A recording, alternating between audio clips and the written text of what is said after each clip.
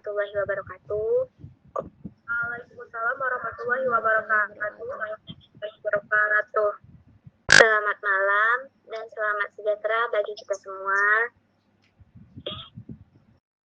Pertama-tama marilah kita panjatkan puji syukur atas kehadiran Allah Subhanahu wa taala karena berkat rahmat dan karunia-Nya kita semua dapat berkumpul secara daring pada kesempatan ini dalam keadaan sehat walafiat. Perkenankan kami dari kelompok 3 yang akan memaparkan materi mengenai pengajaran ukuran pada mata kuliah yang diampu oleh Ibu Bella Dwi Pasca. Sebelum memulai, izinkan kami memperkenalkan anggota kelompok, yaitu yang pertama Muzainatul Faika Anwar dengan NIM D1C023032. Selanjutnya Latifah Nadia dengan NIM D1C024038. Selanjutnya Nafal Musyafah Hasibuan dengan NIM D1C024021. Selanjutnya Rizna Afrilia Mirza dengan NIM D1C024045. Selanjutnya Salwa Kamila dengan NIM D1C024076. Demikian susunan kelompok kami, dan selanjutnya kami akan menyampaikan materi yang telah kami siapkan. Selanjutnya akan disampaikan oleh Muzainatul Faika Anwar. Pengecilan ukuran. Pengecilan ukuran merupakan satuan operasi atau kegiatan yang ditujukan untuk mengurangi ukuran rata-rata dari bahan pangan dengan aplikasi penghancuran atau pemotongan dan tekanan atau pemukulan. Tujuan pengecilan ukuran: 1. Meningkatkan daya larut. 2. Meningkatkan daya guna, palatability. 3. Meningkatkan cita rasa, digestibility. 4. Meningkatkan rasio area permukaan bahan dengan volume bahan pangan. 5. Memberi bentuk dan ukuran yang bersifat elastis sehingga memberi ketampakan yang lebih menarik. Contoh produk melalui proses pengecilan ukuran: 1. Tepung terigu, 2. Kopi bubuk, 3. Gula halus atau gula tepung, 4. Daging giling. Tingkat intensitas pengecilan ukuran. A. Proses pengecilan ukuran bahan padat menjadi partikel yang lebih halus menggunakan gaya mekanik atau tekanan, gesekan, atau pembukaan. B. Pemotongan bahan menjadi lapisan tipis dengan ketebalan tertentu menggunakan pisau tajam atau mesin. C. Pemotongan bahan menjadi potongan kecil berbentuk kubus dengan ukuran seragam. Selanjutnya akan dilanjutkan oleh Salwa Kamila. Klasifikasi material berdasarkan tekstur. Yang pertama yaitu bahan keras, tak berserat. Umumnya biji-bijian seperti beras, gandum, dan jagung. Cocok untuk penggilingan. Kedua, bahan berserat, seperti buah-buahan, sayur-sayuran, dan daging yang memerlukan teknik pengecilan ukuran khusus.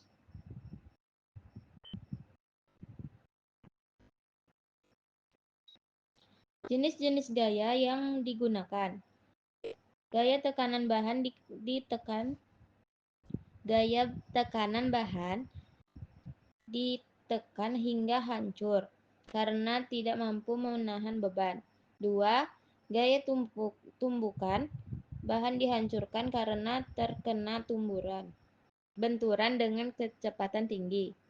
3. Gaya pemotongan bahan dipecah dengan alat tajam hingga ukuran lebih kecil dan bentuk seragam. 4. Gaya gesekan bahan hancur karena adanya gesekan antar permukaan keras. Jenis-jenis mesin untuk pengecilan ukuran. Yang pertama, hammer mill. Alat ini bekerja dengan prinsip memukul, terdiri dari silinder logam dengan diameter 20-30 cm. Pada silinder tersebut dipasang pisau untuk mengiris buah yang masuk. Keuntungan pemakaian alat ini cocok untuk urusan berukuran sedang dan kasar, mudah diatur, bebas kerusakan akibat benda asing dan umpan, serta tidak menimbulkan kerusakan apabila dioperasikan dalam keadaan kosong. Tapi alat ini memiliki kerugian pemakaian, yaitu hasil penggilingan tidak seragam, kebutuhan daya tinggi, dan biaya rawatnya tinggi.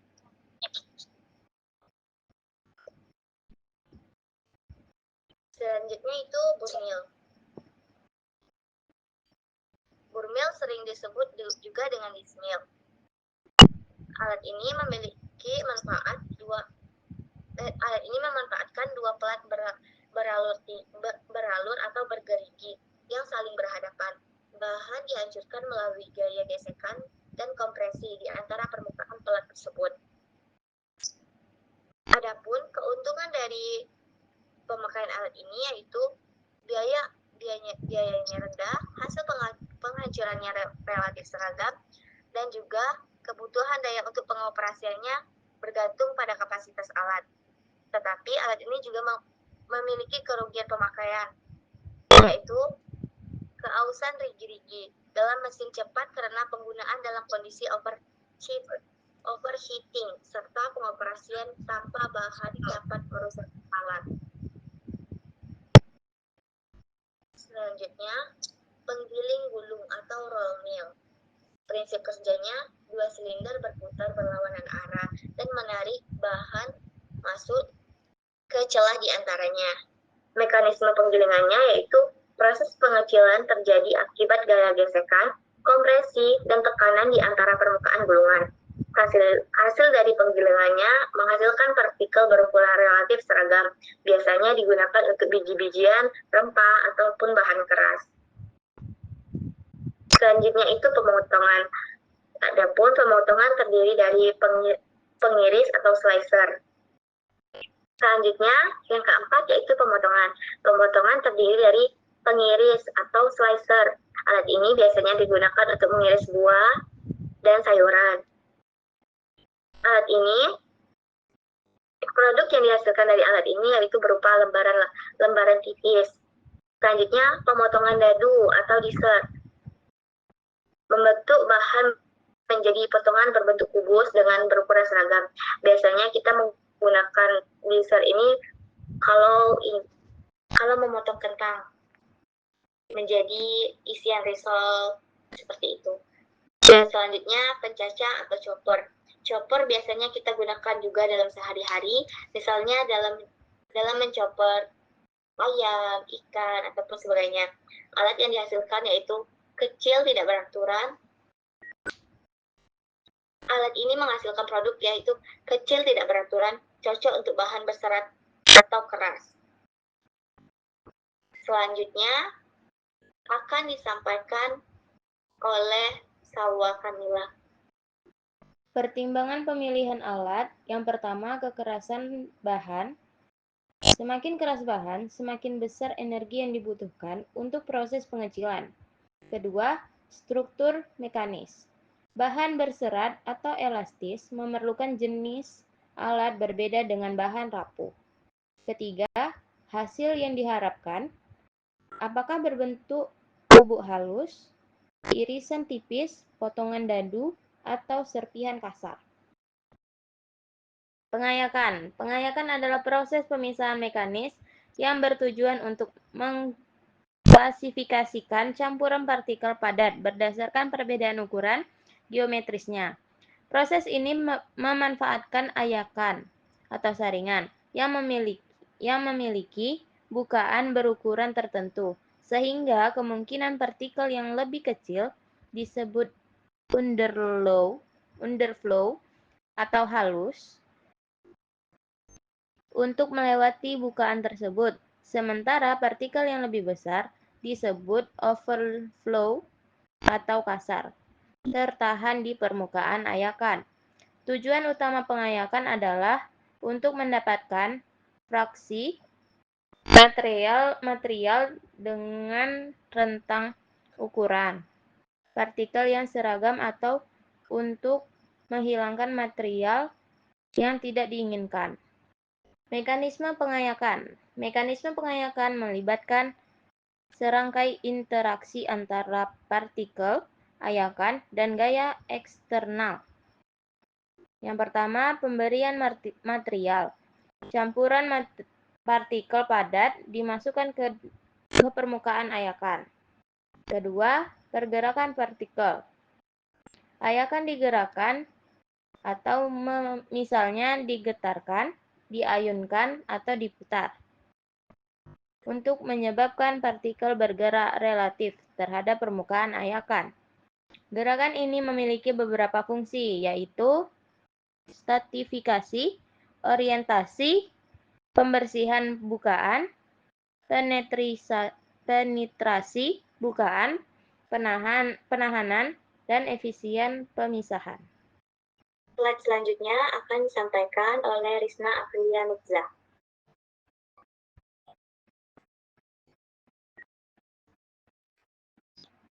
Faktor-faktor yang mempengaruhi pengayakan, yaitu ada sifat material, yaitu terjadi ukuran dan distribusi ukuran partikel, bentuk partikel, padatan partikel, dan kandungan air atau kelembapan. Terus ada karakteristik ayakan. Pertama itu ada ukuran bukaan ayakan, luas permukaan ayakan, luas permukaan ayakan efektif, bahan ayakan, dan bentuk bukaan ayakan. Terus ada kondisi operasi. Pertama itu ada sudut inklinasi ayakan, terus ada amplitudo dan frekuensi getaran, terus ada laju umpan bit rate, dan selanjutnya ada durasi pengayakan dan suhu. Terdapat beberapa jenis-jenis pengayakan berdasarkan gerakan ayakan.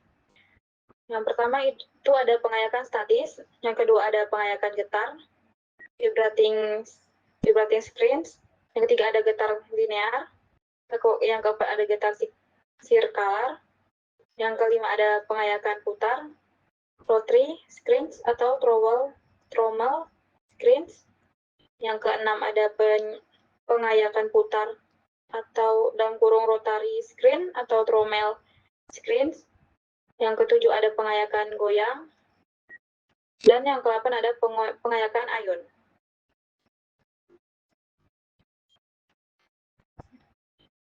Berdasarkan kondisi material, itu ada pengayakan kering dan pengayakan basah, wet screening. Dan juga ada berdasarkan tujuan. Pertama ada pengayakan klasifikasi, pengayakan pembersihan, dan pengayakan dewetting.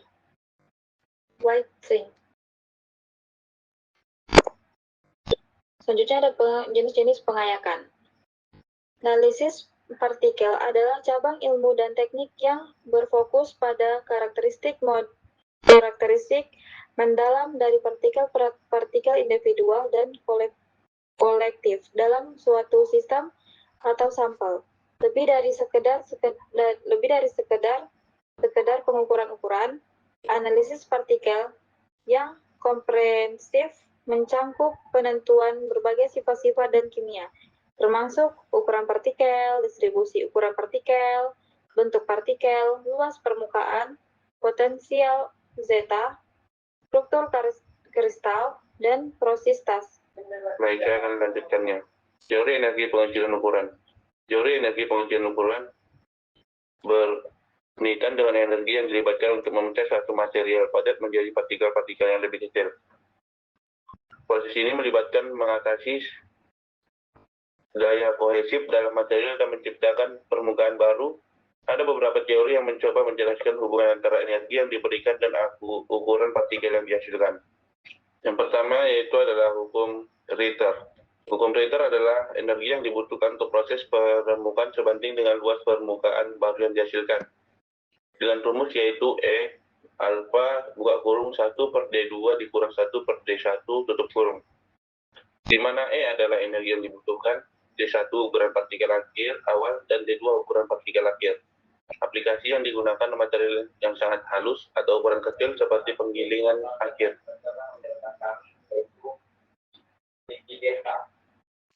Yang kedua adalah hukum Higgs atau Higgs Law.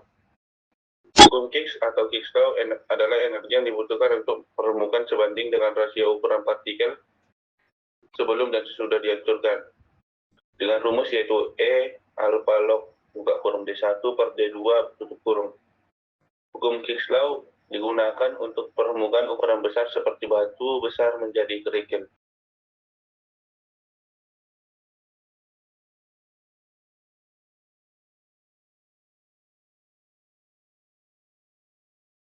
Dan yang terakhir adalah hukum Bond atau Bohn's Law.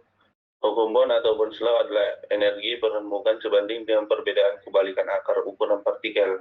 Dengan rumus yaitu E alfa buka kurung 1 per akar D2 dikurang 1 per akar D1 tutup kurung.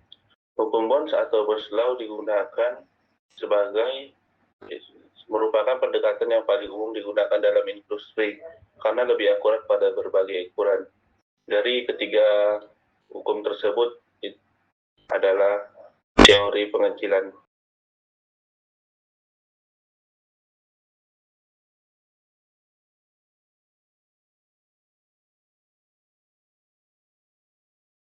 Dari materi yang telah dipaparkan, dapat disimpulkan bahwa pengecilan ukuran merupakan salah satu operasi penting dalam teknologi pangan yang bertujuan untuk meningkatkan daya larut, reliabilitas, cita rasa, serta memperluas permukaan bahan pangan.